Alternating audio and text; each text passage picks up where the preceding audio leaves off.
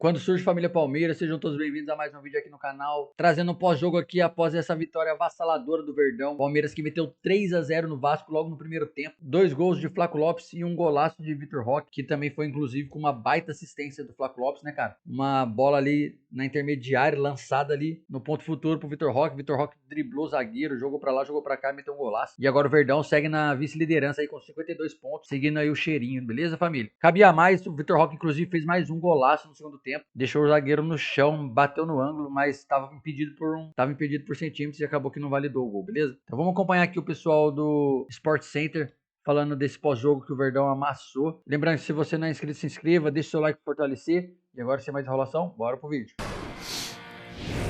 Muito bem, a gente já vai para o outro jogo da noite desta quarta-feira. A vitória do Palmeiras para cima do Vasco, construída ainda no primeiro tempo, nos minutos iniciais até, né, Donk, de um Palmeiras atropelando ali o Vasco e também se aproveitando de um Vasco exposto até defensivamente, né, contra esse Palmeiras que também tem na sua dupla ali entrosadíssima, num grande momento, enfim. E aí foi um convite esse ataque do Palmeiras. Exatamente, né? Falhas defensivas e o Palmeiras não tem nada a ver com isso, né? O Lucas Oliveira, que foi titular pela primeira vez desde o comecinho de fevereiro, ganhando essa oportunidade em ausência do Cuesta, e acabou marcado, né, pelo desvio no passe do primeiro gol. Tem esse é o lance já do terceiro gol, né, que o Vitor Roque faz depois do grande passe do Flaco Lopes, mas no segundo gol ele tem um escorregão e o corte mal feito pelo Hugo Moura, né? Os dois primeiros gols com falhas defensivas do Vasco, mas não tem nada a ver com o Palmeiras. Foi extremamente eficiente, foram só 4 finalizações no primeiro, todas no alvo, 3 gols marcados. De um time que funcionou perfeitamente diante de um Vasco que vinha num bom momento, até a gente falava ontem, né, dos 7 jogos de invencibilidade, algo que não acontecia desde o estadual. Dá pra falar que era o melhor momento do Vasco na temporada e assim, tirando algumas chances que o Everton foi muito bem na reta final, quando o jogo já estava resolvido, até Flaco Lopes e Vitor Roque já sendo poupados, o Palmeiras teve o jogo totalmente sob controle. Acho que um aspecto interessante do jogo, que eu achei bem legal, foi o Rafael Veiga. Jogando aberto pelo lado direito, trazendo muito por dentro.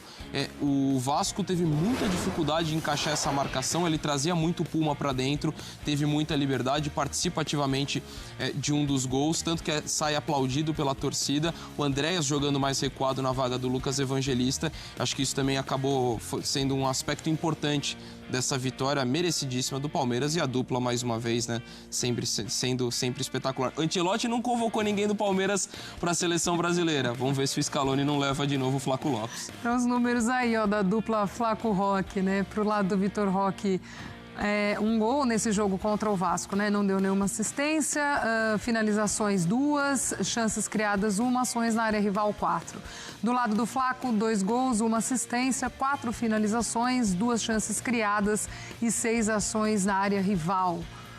Gol do Vitor Roque após a assistência do Flaco Lopes. E é impressionante como essa dupla tem impactado mesmo, né, esse time do Palmeiras, André. Realmente, poucas equipes têm conseguido conter esses 2 jogadores desde que na Libertadores, se não me engano, né, o Abel lançou mão deles pela primeira vez, talvez eu esteja enganado. Acho que foi no segundo tempo contra o Ceará. Ceará e depois sim, logo depois ali da Copa do Brasil.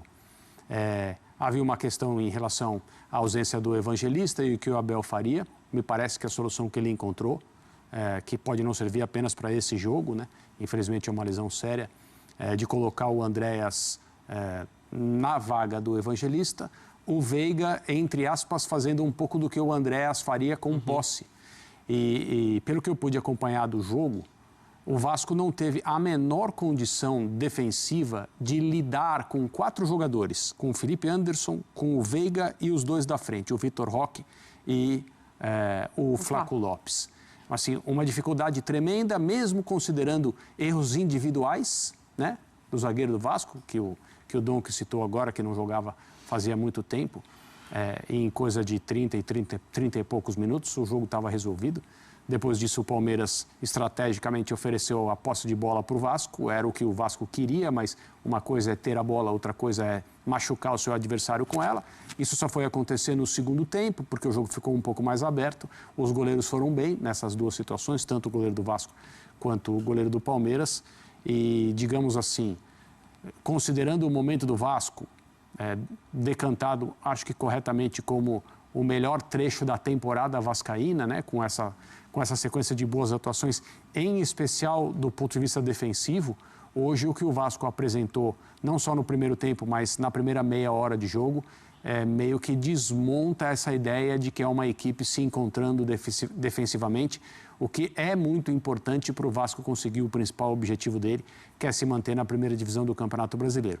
Hoje o Palmeiras não precisou atuar num nível superior ao que nós temos visto habitualmente para fazer 3 gols no Vasco praticamente sem oposição.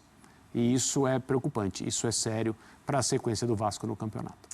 Vocês já até pontuaram, né? Para esse jogo, acho que era interessante observar como que o Abel ia organizar ali o meio sem o Lucas Evangelista, que um cara que chegou, levou um tempo até se adaptar, mas depois encaixou e era peça desse encaixe desse meio do Palmeiras. Ele puxa o Andréas e coloca o Veiga voltando também depois de um período fora. E eu acho que fica bem claro essa tentativa também do Abel de trazer o Veiga, que um dia ele já teve também, né? Então, de fazer esse ajuste ali e de hoje ter funcionado. O Andréas no lugar do Evangelista e o Veiga ali também. Acho que para o Abel isso é uma boa notícia aí nessa sequência de temporada. Sim.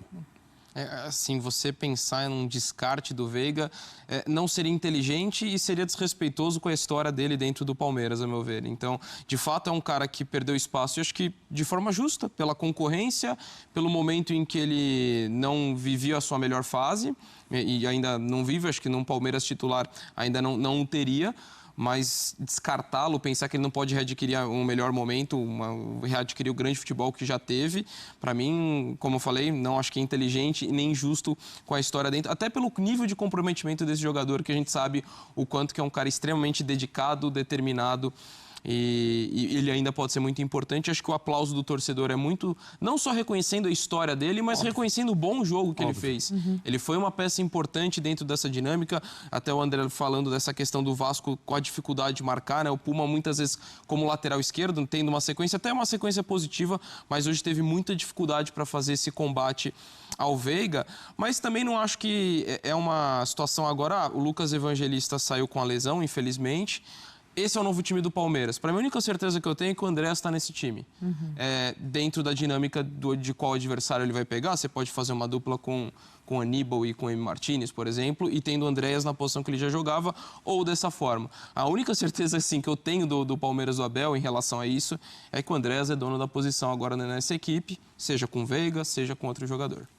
Quer complementar? É isso aí. É isso aí. Então vamos ouvir personagens lá no Allianz Parque, depois dessa vitória do Palmeiras para cima do Vasco. É a reação daquilo que é uma equipa grande a um resultado negativo. Não era o resultado que nós queríamos, já falámos muito nisso. Não foi um jogo bem conseguido da nossa parte por várias circunstâncias, não só uma, foram várias. Mas era isso que eu esperava dos meus jogadores. Eu já disse várias vezes, não vamos ganhar sempre. Temos, com o nosso campeonato fora de casa no Brasileirão tem sido muito competente, mas como te disse, não vamos ganhar os jogos todos, mas sinceramente estava à espera.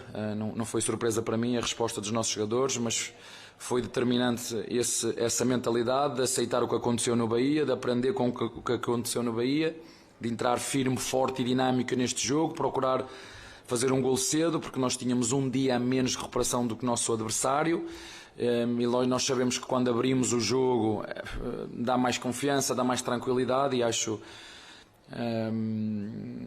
que no total do jogo acho que fomos merecedores desta vitória. Mesmo quem entrou nestes últimos minutos não aproveitou tanto o jogo, porque os de trás começaram a passar só para trás, né? O médio passava para o zagueiro para o lateral para o goleiro, e nós temos que continuar a jogar para a frente, a continuar a ser fiéis aos nossos princípios, mas contente com aquilo que foi o empenho, o desempenho, o esforço e a atitude competitiva da nossa equipa. Eu tenho muita consideração e respeito pelo Rogério Ceni. Disse inclusive antes do jogo que para mim é um dos melhores treinadores brasileiros, é meu colega de profissão. Eu sei quanto difícil é,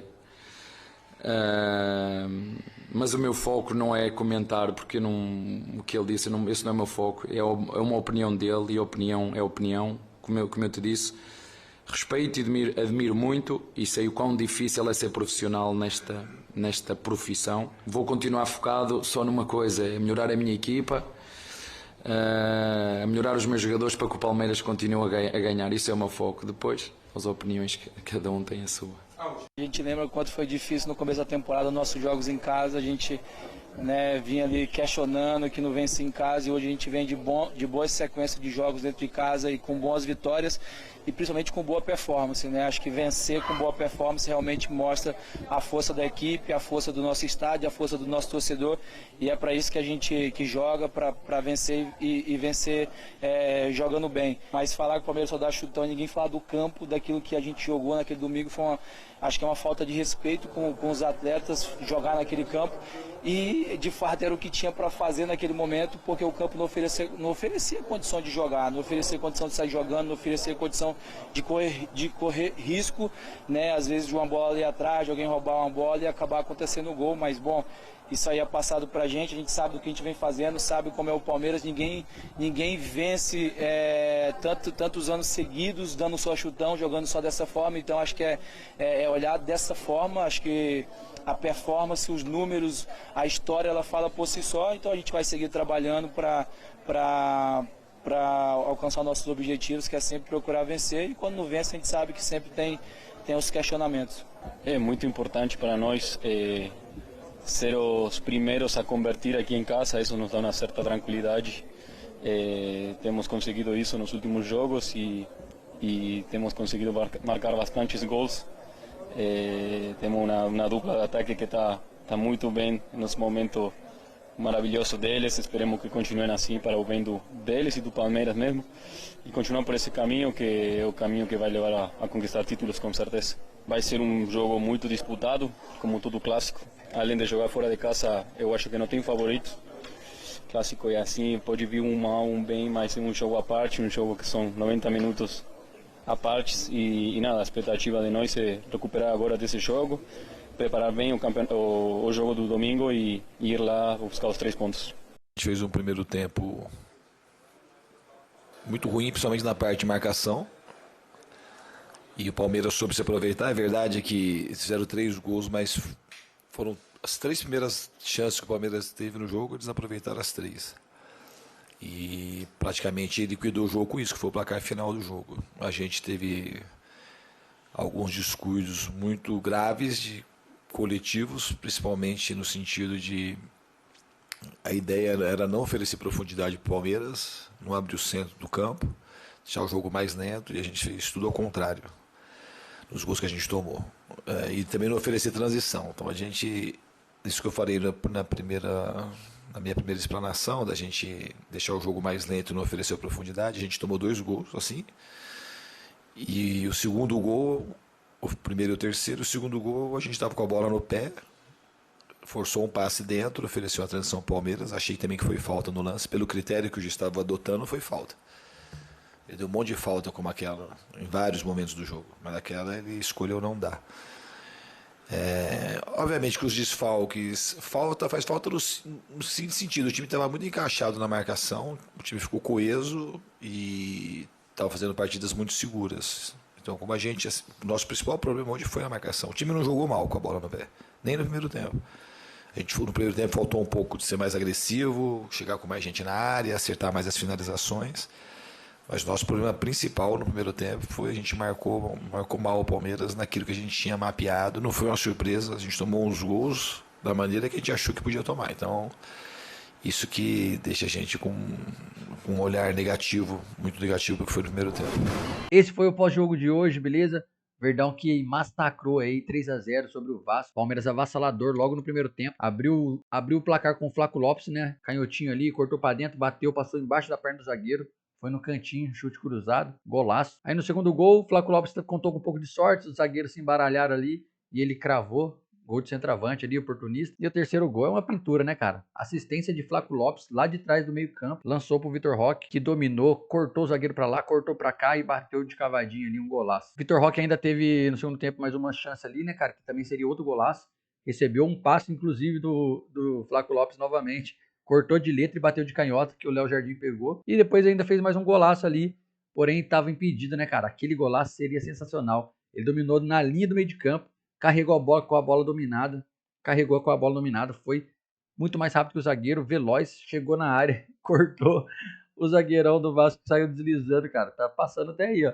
Você moscar vai passar deslizando na sua casa aí. Cara, mano, foi longe deslizando ali. Corte seco, Tramontina mesmo do Vitor Roque. E meteu o caixa lá no ângulo. Pô, sensacional, golaço. Pena que tava impedido, né? Questão milimétrica ainda, porque não tava muito não, hein? Mas enfim, família. Então, Verdão aí massacrou, mais 3 pontos na conta. Palmeiras segue aí na vice-liderança agora. E torcer pro Cruzeiro segurar o Flamengo lá amanhã no Maracanã, né, cara? Pelo menos um empatezinho já fica bom pra gente. E o próximo jogo é contra os Trica, mano. O próximo jogo é clássico, contra os Trica no Morumbi. Palmeiras tem que ir com força máxima, do jeito que foi hoje, do jeito que tem jogado fora de casa. É poucas ideias, mano. Pra cima dos caras, continuar conquistando pontos fora de casa, que é o que o Palmeiras tem mais feito essa temporada, né? É o melhor visitante do mundo atualmente. O Palmeiras é o time que mais venceu fora de casa na temporada 2025. Cara, isso é surpreendentemente foda. Isso é muito bom. Beleza, família?